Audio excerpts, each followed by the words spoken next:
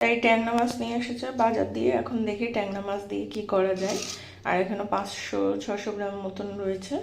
আর এরকম সাইজের সব, এই যে দেখাচ্ছি, সব এরকম সাইজের। বন্ধুরা কেমন আছো তোমরা? সব আশা করি সবাই তোমরা ভালো আছো। আজকে কি কি রান্না হবে, কি কি রান্না করবো, চলো তোমাদের সাথে একবার শেয়ার করে নিই।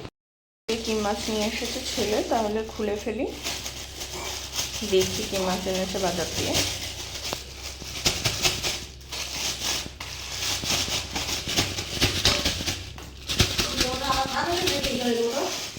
জলের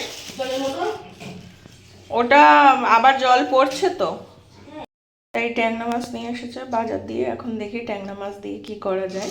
আর এখানে 500-600 গ্রাম মতন রয়েছে। আর এরকম সাইজের সব, এই যে দেখাচ্ছি, সব এরকম সাইজের। দু একটা বড় আছে এর থেকে, এই যে বড় সাইজের আছে দু একটা। আর দেশি ট্যাংরা সব। দেখা যাক কী দিয়ে করা যায়। মাছগুলো সব নুন হলুদ মাখিয়ে নিয়েছি, আর তেল গরম হয়ে গেছে, এর মধ্যে দিয়ে দেবো এখন। আর এই ট্যাংরা মাছ খুব ফোটে, ওই জন্য আমি দিয়ে দিয়ে একটু সরে যেতে হবে চটাপট, নাহলে ফুটে চলে আসবে আমার গায়ে পুরো।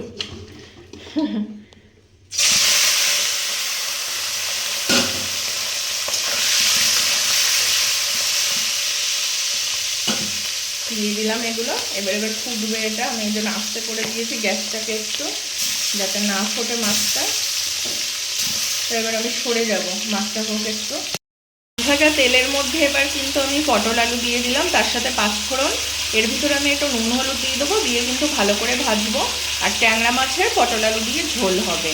আর এখানে আমি উচ্ছে কেটে রেখেছি, এই যে উচ্ছেগুলো কিন্তু আমি ভাজবো একটু পরে, এটা আগে করে নিই। পটলগুলো ভেজে ফেললাম। এবার কিন্তু আমি আদা পেঁয়াজ কাঁচা লঙ্কা বাটা আছে, এই যে মশলাটা আমি এর ভিতরে দিয়ে দেবো। আর এর সাথে আমি একটু জিরে গুঁড়োও দিয়ে দেবো, দিয়ে কিন্তু ভালো করে কষাতে হবে মশলাটাকে। আমি কড়া বসিয়ে দিয়েছি, এই কড়াতে কিন্তু আমি উচ্ছেগুলো ভেজে ফেলবো সব। কিন্তু কষানো হয়ে গেছে, এবার পরিমাণ মতো জল দিয়ে দেবো। মাছের ঝোল যতটা খাবো ততটা কিন্তু জল দেবো। আর এবার এটা ফুটে উঠবে, ভালো করে ফুটবে ঝোলটা, তারপর কিন্তু আমি মাছ ভাজাগুলো সবের ভিতরে দিয়ে দেবো। কিন্তু আমি উচ্ছেগুলো দিয়ে দিয়েছি। এই মুহূর্তে কিন্তু আমি হলুদটা দেইনি, হলুদটা একটু পরে দেবো, নাইলে লেগে যায় কড়ার গায়ে না, ভাজাগুলো সব লেগে যাবে। তার জন্য অল্প করে নুন দিয়েছি, আর এর মধ্যে একটুখানি হলুদ দেওয়া বাকি আছে, হলুদ দিয়ে ভেজে নেবো। মাছের ঝোল কিন্তু ফুটে গেছে ভালো করে, আলু টালুগুলো সব সিদ্ধ হয়ে গেছে, পটলও। এবারে আমি সব মাছ ভাজাগুলো সব এর ভিতরে দিয়ে দিলাম, দিয়ে এবার একটু ঘেটে দিতে হবে মাছের ঝোলটা ভালো করে। এবার আর একটু ফোটাবো মাছের ঝোলটা, ফুটিয়ে তারপরে কিন্তু বন্ধ করে দেবো।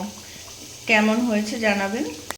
মাছের ঝোল কিন্তু একদম রেডি হয়ে গেছে, ট্যাংরা মাছ দিয়ে আলু দিয়ে পটল দিয়ে যে ঝোল, এই যে রেডি পুরো আমাদের মাছের ঝোল। কেমন হয়েছে জানাবেন। লাগলো ভিডিওটা অবশ্যই জানাবে, ভালো লাগলে লাইক শেয়ার কমেন্ট আর সাবস্ক্রাইব করে সাথে থাকবে, পাশে থাকবে। আরও নতুন নতুন ভিডিও নিয়ে কালকে আবার চলে আসবো। আজকে তাহলে টাটা।